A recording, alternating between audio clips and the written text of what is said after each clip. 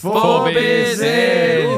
Woo! Welcome everybody to 4Beerzin Season 3 finale. Yeah, you look at that. Ooh. Didn't know it was that already. Come on, quick.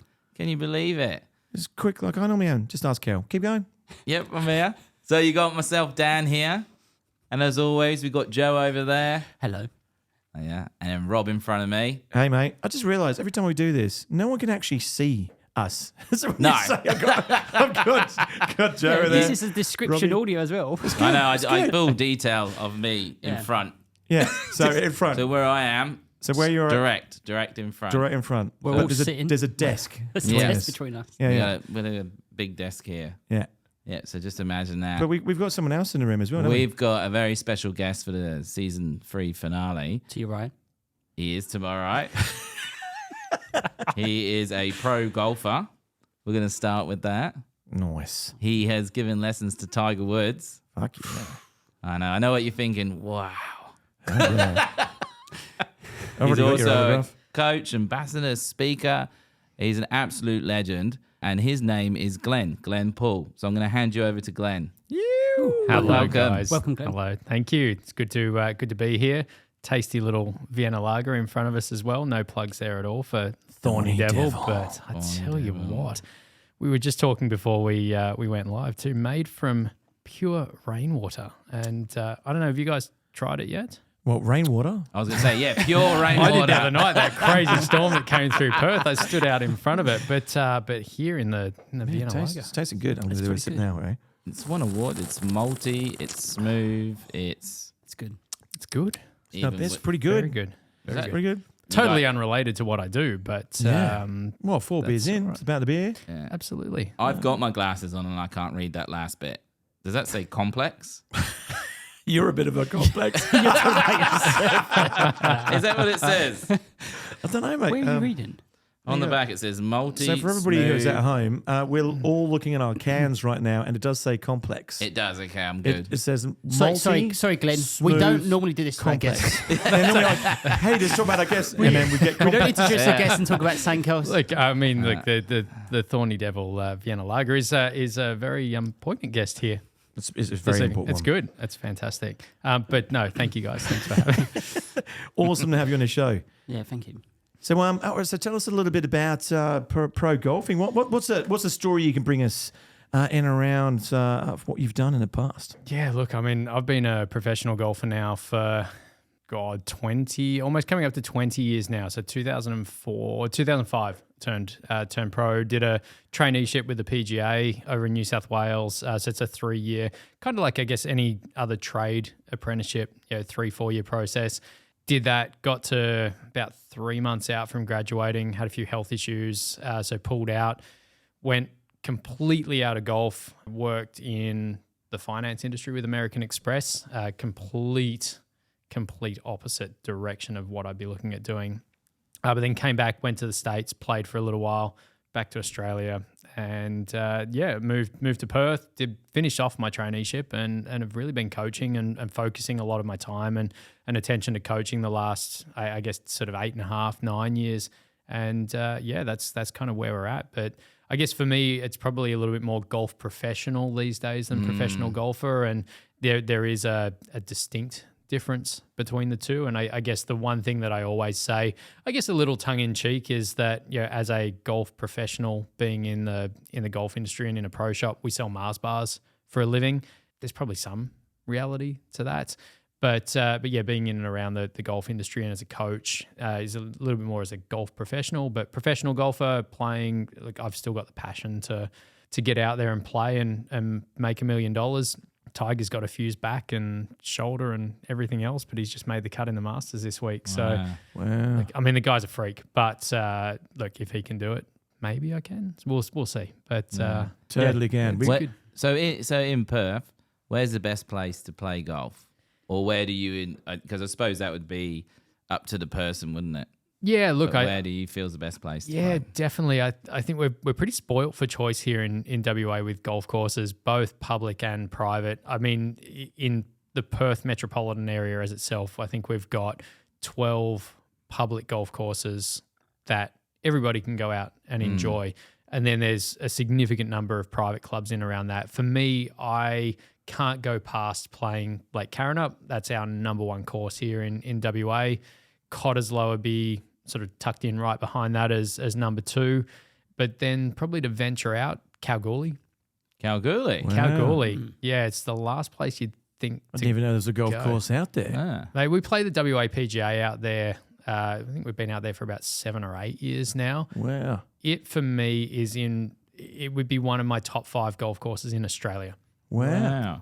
Yeah. Don't Is know if there it comes like a up on TripAdvisor, does it? No, I was going to say, is there a hole I in the big better add cup? that in. It's amazing. Like, it's this hidden oasis. It's like this oasis in the middle of the desert. And the first time that I went up there was for an event with, I think it's 7 West Media, and we flew up and we arrived up there, and it's just this green fairway, red dirt. Yeah. And that's all you've got. Magical, absolutely magical.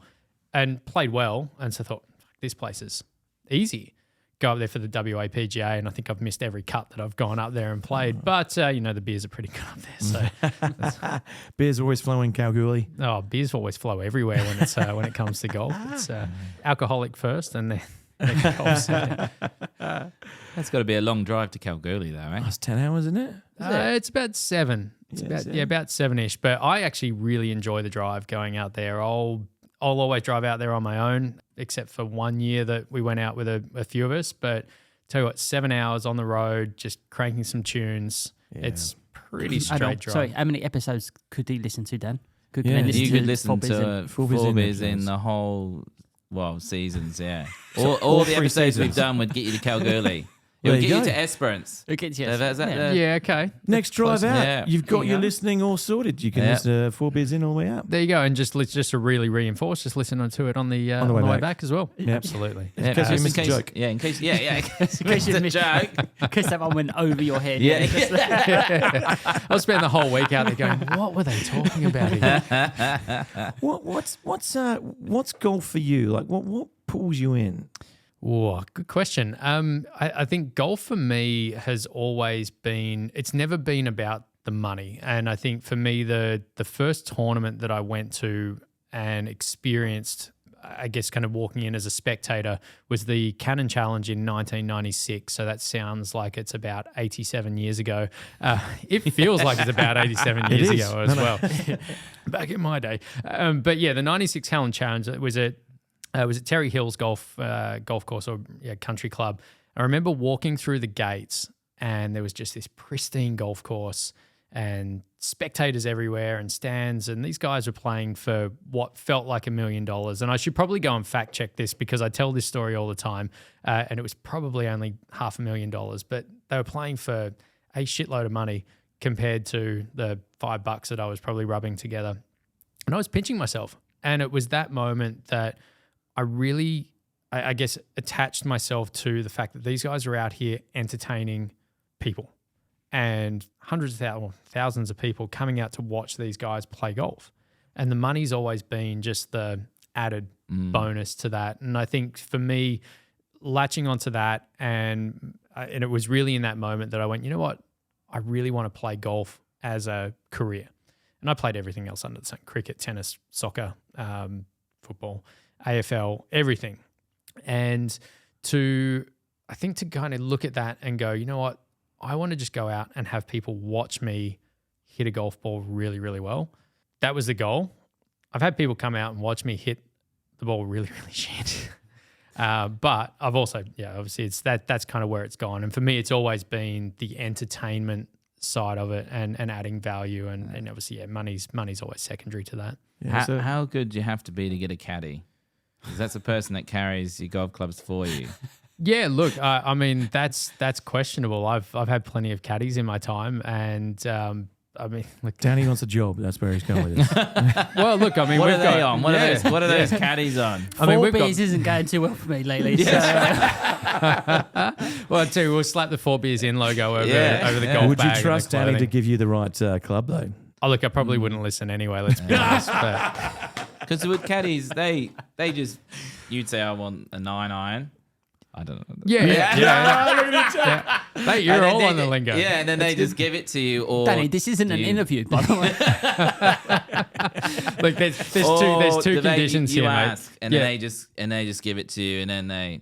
So what's the conditions? Combination of both. I mean, a good caddy that knows your game is going to probably make some recommendations. Somebody wow. that I would bring along, and I've done this before in the past. Like I've had clients come out and caddy for me. But two conditions. One is just keep up, shut up. Or is it?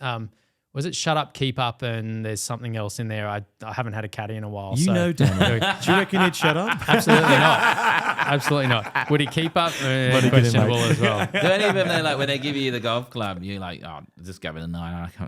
Yeah. Oh no. So yeah. here's a 9, and then as they've given it to you, they've gone, are you sure? Yeah, it's show up, shut up, keep Yep. up. That's your Yep. 3 conditions. That's the way, and yeah. 10% of nothing is nothing. So, realistically, the probably $1.54 I might make. So my understanding with the golf is, and I suppose a lot of people, if they don't play golf, is Happy Gilmore. Absolutely. That really, you got Happy Gilmore, and then the extreme Tiger Woods. Yep. To me, everyone knows Tiger Woods. Yep. Everyone knows Happy Gilmore too. And everyone knows Happy Gilmore. It's a great film. Yeah. It is a good film. Do you they're like doing it a or hate it? second. No, Yeah. Happy Gilmore, love Yeah, it. love- Love it. nice. Yeah, one of my all-time favorites. Yeah. One of my yeah. all-time favorites. But do you, playing golf professionally, do you also play golf, say, like on a console? So Like like a gaming video console? game? Do you, gaming Yeah, console. absolutely. Do you do, both? And Yeah, like Tiger Woods golf on the PlayStation. It's the only time yeah. you can shoot 52 around Pebble Beach. It's just not going to happen otherwise. But no, I probably enjoy playing golf on the console. A little bit more. It's a good sort of just disconnect from everything.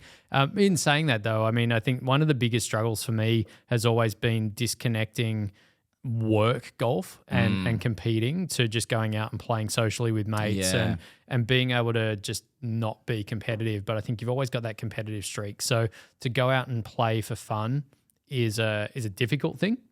But I've probably in the last 12 months really found golf again and found that enjoyment in golf to just be able to go, you know what, like, yes, there's that competitive streak and I still want to go out and play well, but also holding on to, but also letting go of that reality that I used to be able to play this game at a decent level. yeah. Now I just don't put in the time to practice and be at that. So just going out, enjoying being out there with mates and socializing and Yeah, so you got the love for it again. definitely. Can you go to Crazy Golf though? Like if you went to Crazy Golf and someone was like, "Oh, we don't score when we play this," could you? You'd be like, "Well, I've got a scorecard here. This is." That's the whole point. Now, No, some people are a bit like, I think if you're going to play any type of sport, or any type of game, whether it's golf or Monopoly, play by the rules. You got to play by the rules. You Got to know, play by the you rules. can be right? competitive, you can be, but just play. Is this a by the challenge rules. time? Is this where we all need to go out, all 4 of us, and go have a game of mini golf? Like Holy Moly or something? Oh, definitely. Well, yeah, absolutely. Shout out Holy Moly. Yeah. If you want to sponsor us? Yeah. But there's no shortage of mini golf courses here in Perth as well, and a lot more family friendly venues. But I mean, mini golf.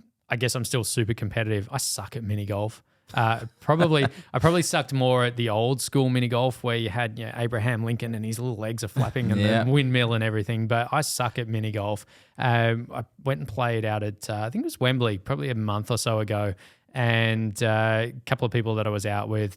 I'm out there just about lining up putts and taking it seriously, and got my ass handed to me. So it's just.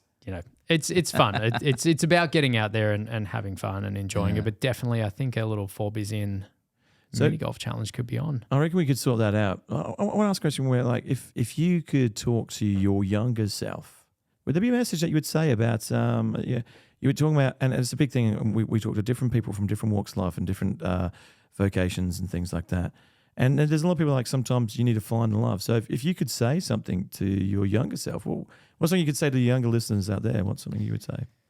Ooh, I think just enjoy the process. And I'm very big on, I guess, process-driven goals. And as much as we've got an outcome, it's about enjoying the process to get to that. So as much as golf, we want to play well, and ultimately we're judged on the score that we shoot at the end of the day, the enjoyment has to come from the process of playing and looking for the little things that bring you enjoyment. So for me, it's looking at, it's the smell of the freshly cut grass in the morning. It's that dewy morning in the morning, and you get to put those first set of footprints across the green. It's those little things that you can be grateful for that not a lot of people get to experience. I mean, some people don't get the opportunity to wake up first thing in the morning and go out and be on the golf course. They're they're on the Kwinana Freeway driving to work, and then they're in an office for 8.5 hours. So being grateful for that opportunity, I think, is the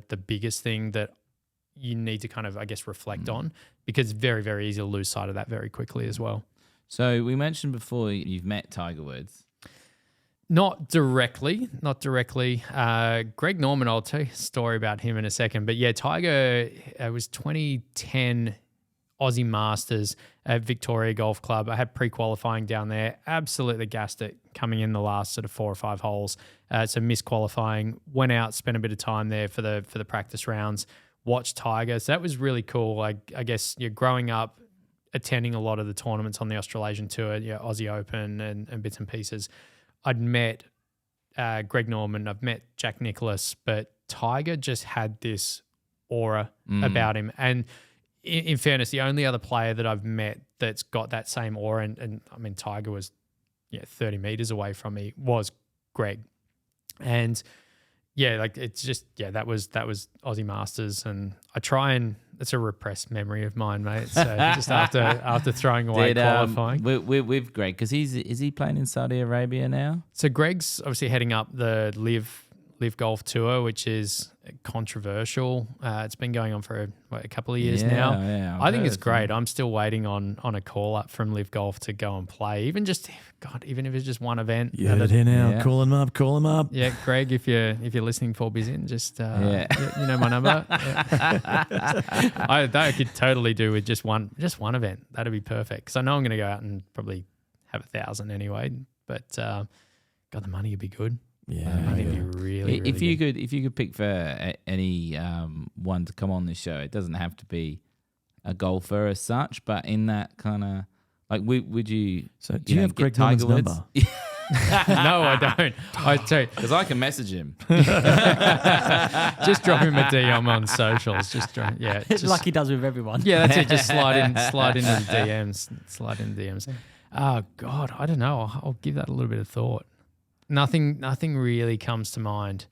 Is there a celebrity, someone that's not a golfer, that you would love to play with? That's actually a good one. Play golf with? Play golf with, Bill Murray. Oh, yeah. Bill Murray. Yeah. And Adam Sandler, just tying back in to Happy Gilmore. But like Bill Murray. Give him a message, but AT&T Pro-Am. Bill Murray's been there for forever. My biggest memory of Bill Murray's Ghostbusters. Growing up as a kid, and then obviously Adam Sandler with all of his movies. They'd be my 2 celebrity picks. Does Bill play golf? Because I know. Oh, absolutely, mate. He's a great golfer. Yeah, he's on it. Just an absolute character as well. Absolute. Well, character. you heard it here first. So Greg Norman. 4Beerzin. Yeah. Who we got? Greg Norman, and then also Adam Bill Sandler, Murray. Bill Murray. Yeah, you listening? We're gonna get him on. Yeah, we're gonna send you a message. You can promote the new Ghostbuster movies, Bill.